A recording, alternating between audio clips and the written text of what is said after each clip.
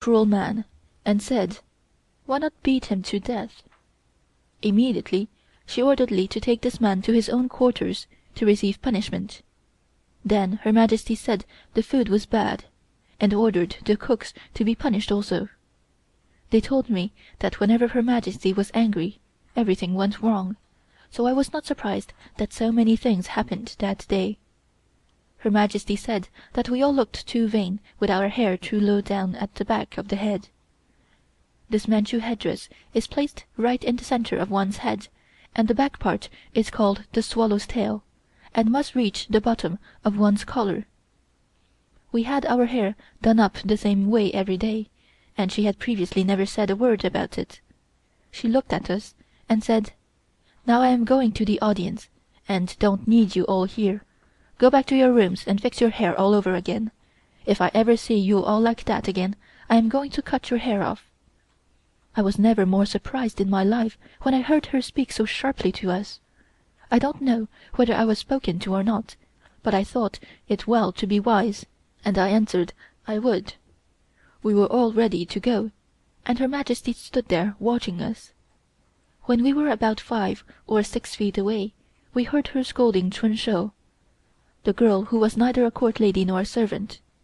Her Majesty said she was pretending she was all right, and Her Majesty ordered her to go also. When we were all walking towards our own place, some of them laughed at Chun Shou, which made her angry. When Her Majesty was angry with anyone, she would say that we were all doing something on purpose to make her angry. I must say that every one of us was scared, and wondered who would have dared to do that. On the contrary, we tried our best to please her in every way. But that day she was furious all day, and I tried to stay away from her. I noticed some of the eunuchs went to her to ask questions concerning important matters, but she would not look at them, but kept on reading her book. To tell the truth, I felt miserable that day. At the beginning I thought all the eunuchs were faithful servants, but seeing them every day, I got to know them. It did not do them any harm to be punished once in a while. The young Empress told me to go in and wait on Her Majesty as usual. She said that probably if I would suggest playing dice with her, she might forget her troubles. At first I did not want to go, for I was afraid that she might say something to me, but seeing that the poor young Empress spoke to me so nicely, I told her I would try. When I entered Her Majesty's sitting room, I found her reading a book. She looked at me and said, "Come over here. I would like to tell you something. You know these people at the Palace are no good, and I don't like them at all. I don't want them to poison your ears by telling you how wicked I am. Don't talk to them. You must not fix your hair too low down at the back of your head. I was not angry with you this morning. I know you are different. Don't let them influence you. I want you to be on my side, and do as I tell you." Her Majesty spoke very kindly to me, and her face changed also. Not at all the same face she had that morning.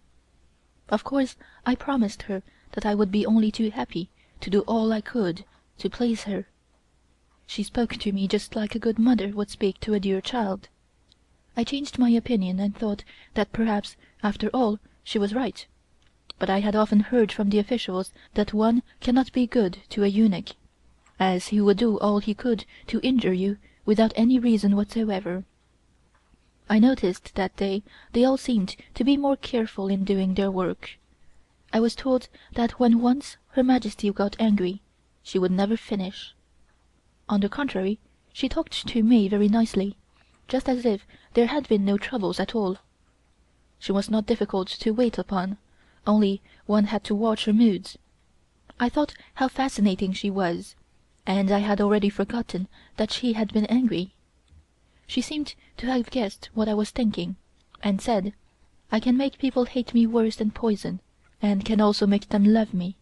I have that power." I thought she was right there.